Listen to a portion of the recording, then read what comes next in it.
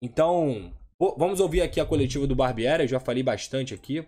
Vai começar. Depois eu falo mais. Eu acho que a gente começou o jogo muito bem, não digo só pelo gol cedo, mas porque foi uma situação estudada, trabalhada, de conseguir encaixar essa pressão. A gente sabia como eles saíam, o lado que eles saíam, e a gente conseguiu fazer o gol. Depois a gente conseguiu se defender bem, mas não estava conseguindo ligar tantos contra-ataques no primeiro tempo. É normal, pelo tipo de jogo do Fluminense, você acabar tendo que ceder um pouco de espaço a eles e se resguardar um pouco mais, senão o jogo vira uma loucura. E eu acho que a gente fez isso bem, com alguns detalhes para corrigir. A gente tentou... Posso continuar? A gente tentou corrigir isso no segundo tempo e acabou tomando um gol numa situação que a gente falou, que trabalhou, mas enfim, que acontece. E eu acho que a gente vinha perdendo um pouco de força no segundo tempo, tomou o gol. Depois, com as trocas, a gente até teve mais oportunidades para fazer um gol do que até no primeiro tempo, explorando o espaço que a gente sabia que eles iam oferecer, da forma que eles se atiram. E eu acho que é um ponto ganho para o Vasco, assim como é um ponto ganho para o Fluminense também. Eu acho que eles conquistaram um ponto e a gente também conquistou um ponto. É um adversário que é candidato a título, assim como alguns outros que a gente já enfrentou nesse início, um início muito difícil. Mais um campeão estadual que a gente enfrenta. Enfrentamos 4 campeões estaduais nas 4 primeiras rodadas. E é isso, acho que é um ponto importante que a gente soma. Barbieri, boa noite. Emanuele Ribeiro do GE. Globo.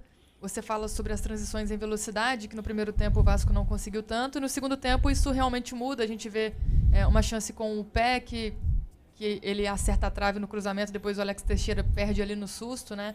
Tem o Egnaldo também, numa chance muito perigosa. Depois, no fim, agora, o Figueiredo passando perto da trave também. O Vasco conseguiu ter esses escapes no segundo tempo, mas também sofreu uma pressão muito maior do Fluminense, né? A gente viu no início ali o Vasco sendo empurrado para dentro do seu gol e o Léo Jardim novamente tendo uma participação muito grande nessa partida. Queria que você detalhasse melhor essa questão das substituições, o que você achou dessas mudanças que você fez no ataque. A gente vê o Egnaldo entrando no lugar do Pedro Raul, um atacante mais móvel, de mais velocidade, justamente para aproveitar essas transições. O Juan novamente tendo uma chance e o Figueiredo voltando também a ganhar uma chance. E por que o Eric Marques hoje não era uma opção? Você tem revezado o elenco? Como é que funciona isso? Obrigada. Bom, boa noite. Sim, eu acho que sim, como eu disse, eu acho que a gente ajustou o posicionamento para o segundo tempo, mas alguns jogadores começaram a apresentar um cansaço. A saída do Andrei foi por conta disso. Achei que o lado forte do Fluminense sempre é o lado direito, é onde o Arias gosta mais de jogar, o Cano encosta mais por ali. E o Andrei acabou que estava tendo dificuldade, por isso a entrada do Matias, que é um jogador que tem bastante vigor físico, chega à frente também. Depois as outras trocas foram nesse sentido, do cansaço e de ganhar velocidade para o espaço que a gente sabia que eles iam oferecer. A gente estudou bastante a equipe deles, não tinha dúvida de que eles iam se atirar, é uma característica deles e que a gente tinha que explorar esses espaços. E volto a dizer, eu acho que a gente teve boas oportunidades, acho que você citou algumas delas e teve uma que foi, a gente não terminou em finalização, mas foi o cruzamento do Piton, que talvez para mim tenha sido a mais clara, se a gente consegue conectar ali com o Pedro na segunda trave. E é isso, o jogo se desenhou para a característica dos jogadores, da gente conseguir recompor um pouco mais e aproveitar a velocidade. Do Eric é em função de característica, ele foi para o último jogo porque a gente entendia que ele podia ajudar com aquilo que ele tem, de 1 contra 1, de desequilíbrio. Hoje entendia que era um jogo que talvez não encaixasse tanto no perfil dele. O Egnaldo pode jogar de 9 como de beirada e é muito rápido. Então as escolhas foram nesse sentido. Boa noite, Barbieri, Matheus Guimarães do Lance. Eu queria tocar justamente nesse ponto que você falou da saída em velocidade, aproveitar os espaços e tudo mais, justamente porque você optou por não entrar com o Orediano. Queria saber o porquê, foi alguma opção sua, talvez opção do jogo, não era o caso de entrar com o Orediano, justamente porque talvez ele supostamente entraria no lugar do Peck, que teve uma virose, quase não treinou durante a semana. Eu queria entender justamente porque a não entrada do Orediano. Pela característica, porque o Peck precisou no segundo tempo fazer uma função que ele fez nos outros jogos, que era descer até a última linha para poder fechar os espaços.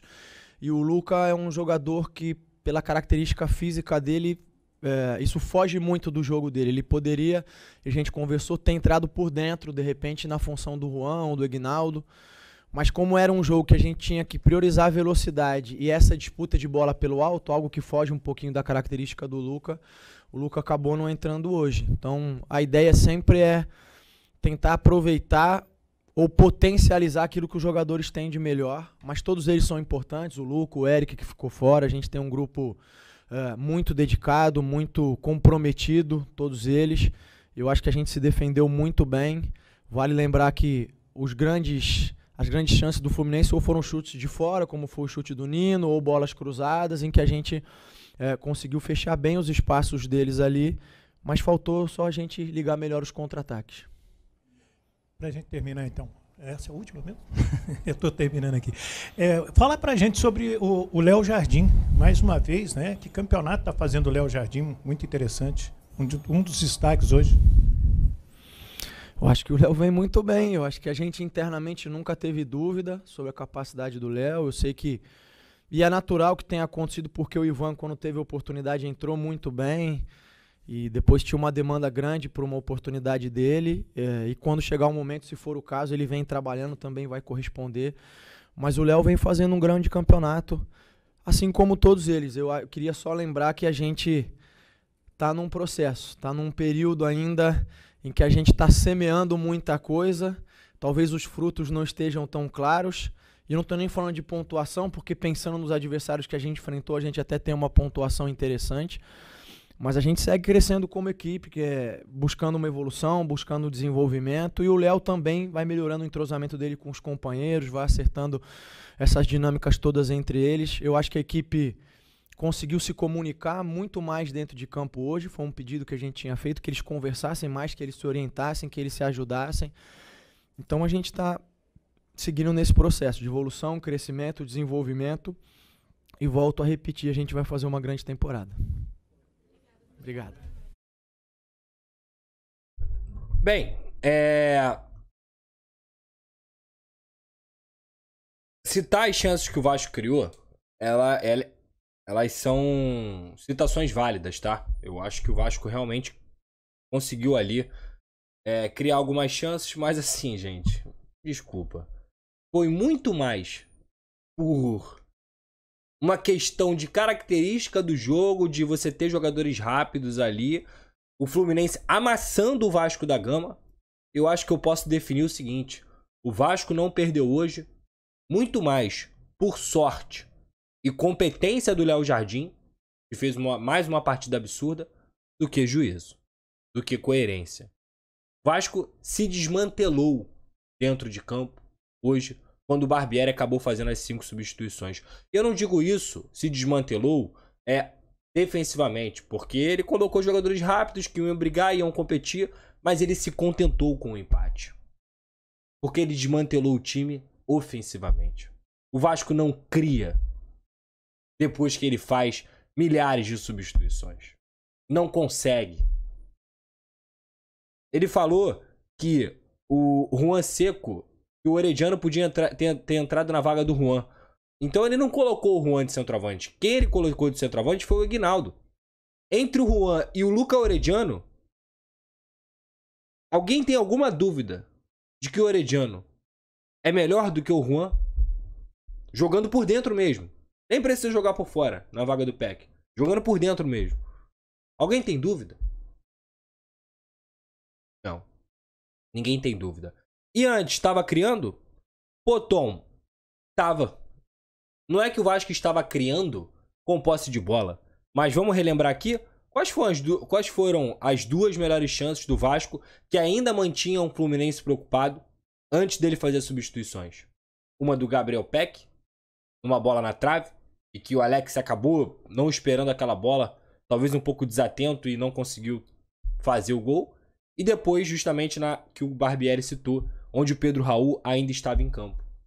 O Piton conseguiu fazer a ultrapassagem pela esquerda e cruzou na área. Depois disso, desculpa, o Vasco recebeu algumas bolas em contra-ataque, saiu correndo e conseguiu fazer alguma coisa. Porque coerência naquilo que vinha sendo feito não apareceu. Não dá para entender ele fazer 5 substituições e muitas delas incoerentes sem motivo aparente, com o Vasco ainda dentro do jogo. Cara, o Vasco tinha 5 trocas em 28 minutos.